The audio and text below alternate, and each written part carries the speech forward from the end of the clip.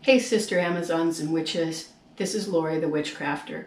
So we're in our third craft of the spring season of the first year in a day study, and that's wands. So here's my wand card, and I can tell you I've crafted a lot of wands. First thing I want to say about how to make a wand is to think about the wood that you've chosen.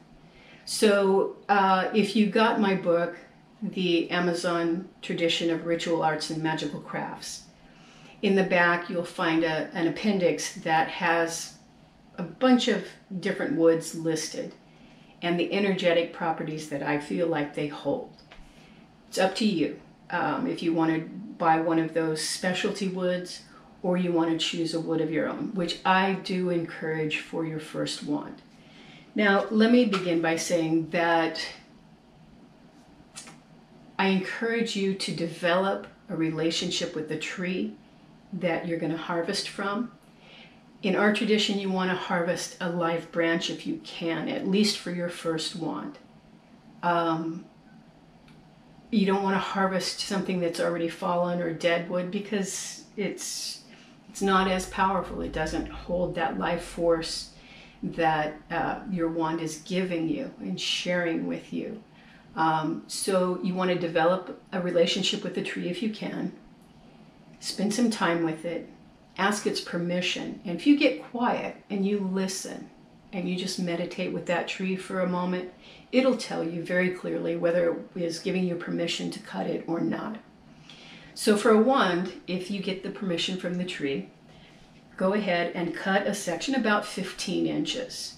Trim off all of the wood and we'll work with the tools. I'll show you how to use the tools that I use anyway.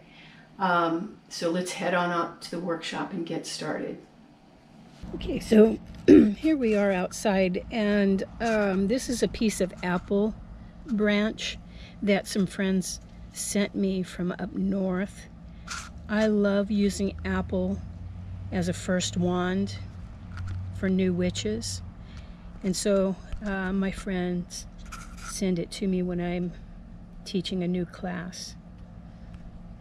So now I'm going to trim off all the little bits along the way, and then we're going to go out to the garage and start using the belt sander to remove the bark. I find that a very quick and easy way to do it. Other people like using river rock to rub on it as sand, just like sandpaper, to take the bark off. Whatever method you choose is just fine. Okay, so I've got my pruning shears here, and I'm just going to begin, all up and down it. We've taken the bulk of it off, but we've still got these little nubs that we need to take off before we go to the garage.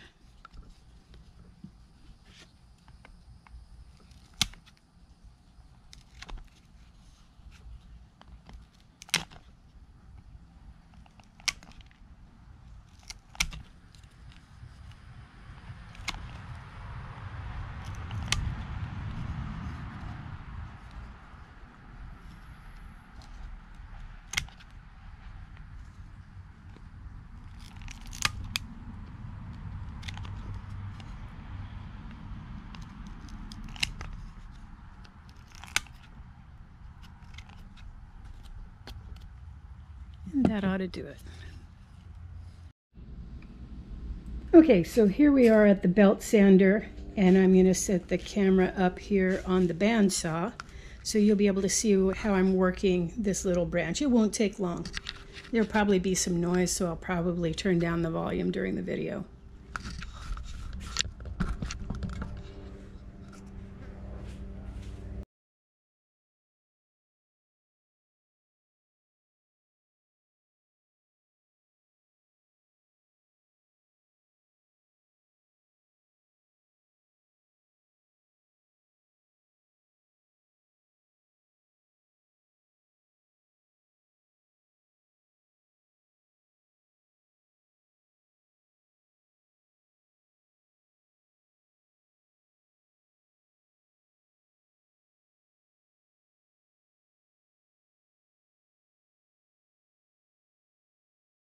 Okay, at this point we have gotten all of the bark off, and we're ready to decide which end we want as the handle and which end we want as the point.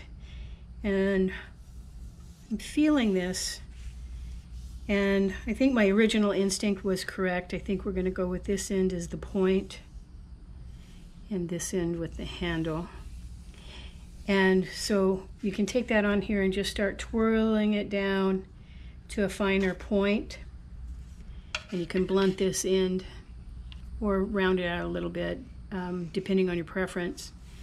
And you could just leave it like that. But I like to put a little more character into my wands, so I put a spiral down them. And I'll show you how to do that here in just a second. Actually, I put 2 of them down, so it's like a double helix going down. So we'll get started with that.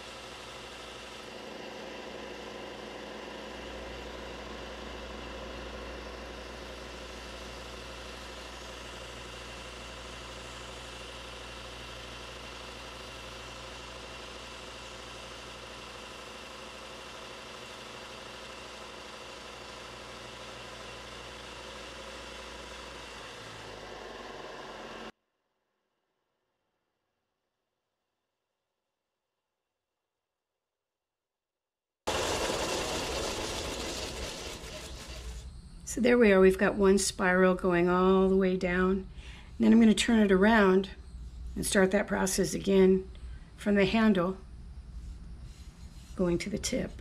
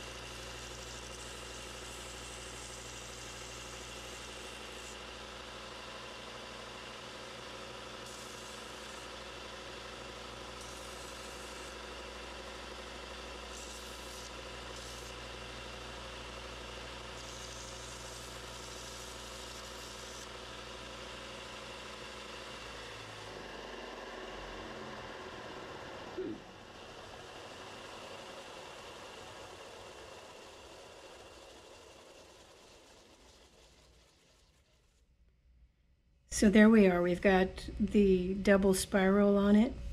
And you might be wondering, why did I bother to do that? Well, one, for me, I like a little character, but there's also some magical symbol in there. A lot of people think of the wand as only sending energy, in which case it would be spiraling out. But it also draws in energy.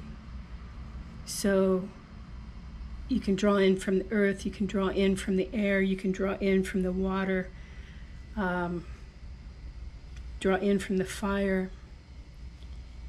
So the double spiral, one going up, one going down, helps with the symbology of that, and to help us to remember that we can both send and receive energy through the wand. And now we're ready to do a little hand sanding and put some poly on it, and we will be done with this sweet little wand. Okay, so here we have some, I think this is 220, and I'm just going to go over it very quickly. Why would we have to do this? Well, the belt sander had a heavier grit paper on it. I think it was 80 grit actually. So we're going to come right down to 220, which is a softer, finer grit.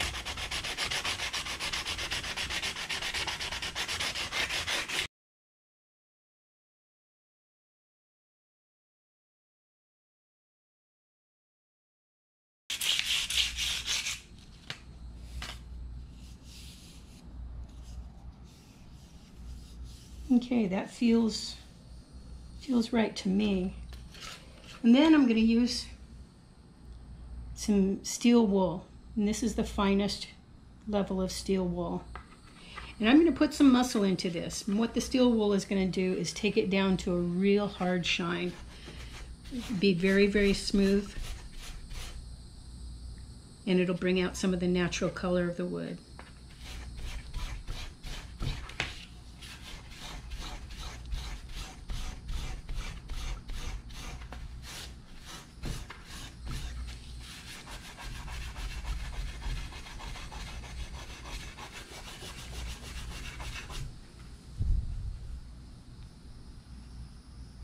Yeah, it's going to be nice.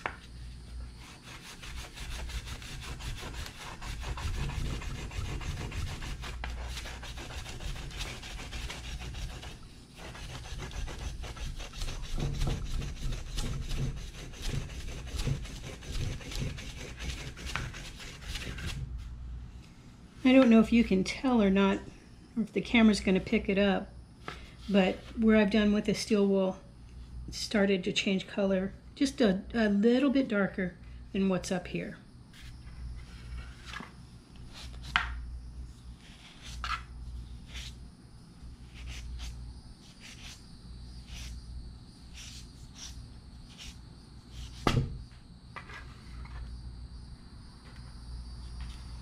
And of course, this is a lot smoother than up here.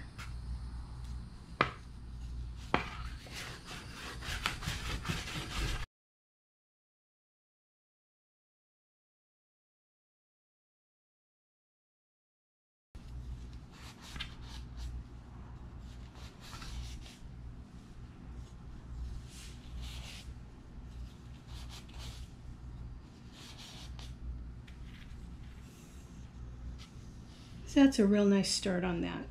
And obviously the longer you rub on it, particularly with the steel wool, the harder the shine, the softer it's going to become.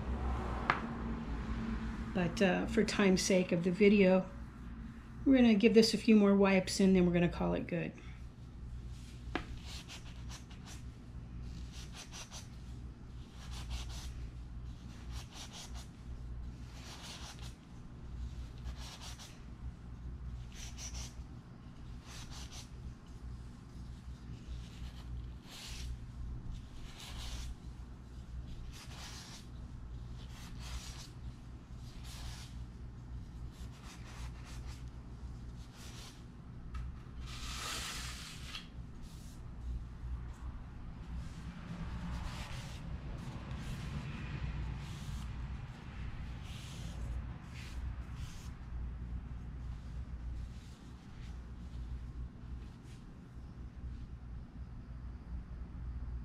Very nice. Now I'll get the poly and we'll get set up to give it a coat of that. Okay, so we've got some Minwax wipe-on poly. And you don't shake it. I'm just going to open it up. Take a reasonably clean shop cloth, some kind of cloth that you don't mind losing or having to throw away.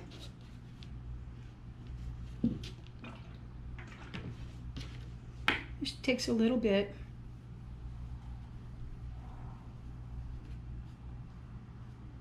Wipe it right on.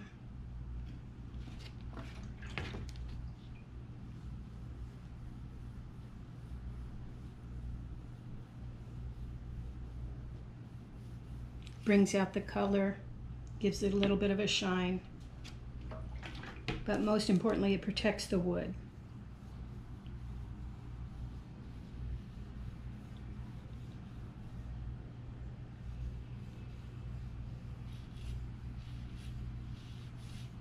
Protects the wood from moisture, a little bit of scratching, bugs.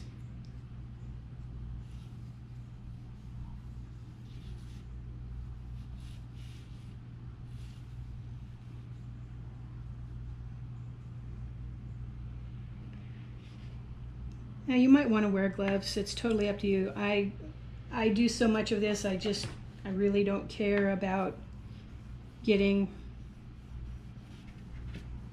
it on my fingers. Make sure you get the tips.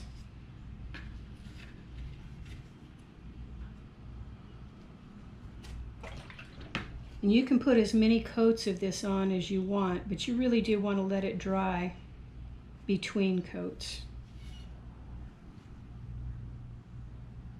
You want to let it dry in a place where it's not going to get a lot of dust. So I'll probably take it in the house and stand it up against something and let it dry off. And then tomorrow I'll put another coat on. But that's it for now.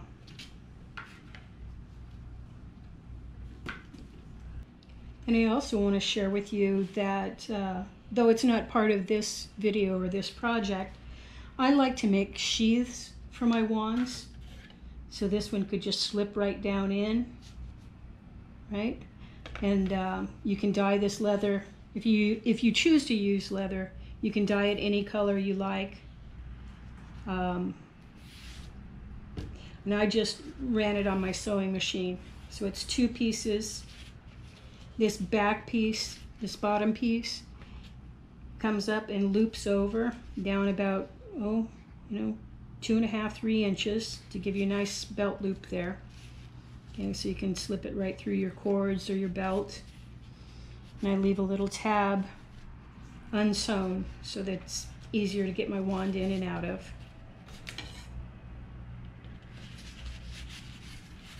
You can just run that right down there, and that's how it would look.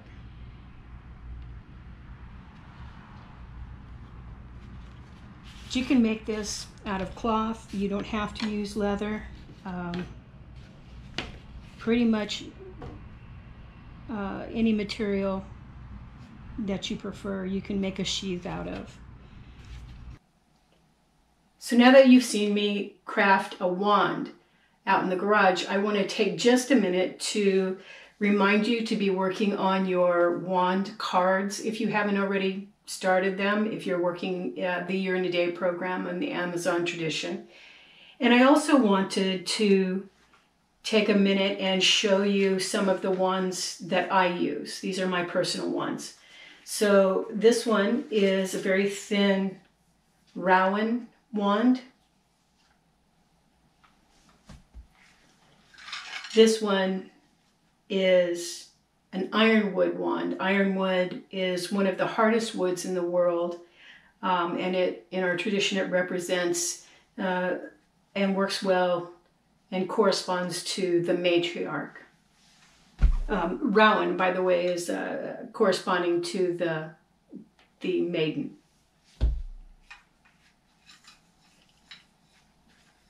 This wand is pretty special to me.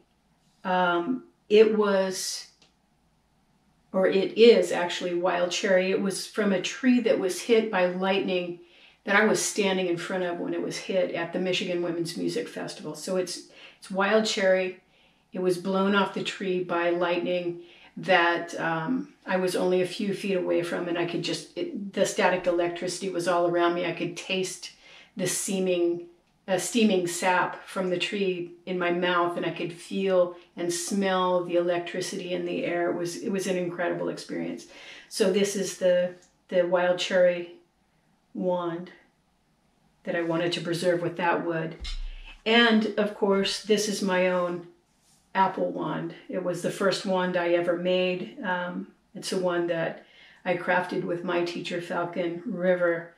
Like I said before, you can decorate your wands any way you want. You can glue things on them. You can put stones or whatever, copper wire, silver adornment. You can paint them with symbols. You can put runes on them. But like I said before, I'm a pretty basic gal. I like to keep things pretty natural, so I just go with the straight up wood, no stain, just a little polyurethane coating to protect the woods. So that's it for now. Keep on crafting, keep on focusing on your year of Anna-Day studies, and we'll see you on the next episode of the Amazon Witchcrafter.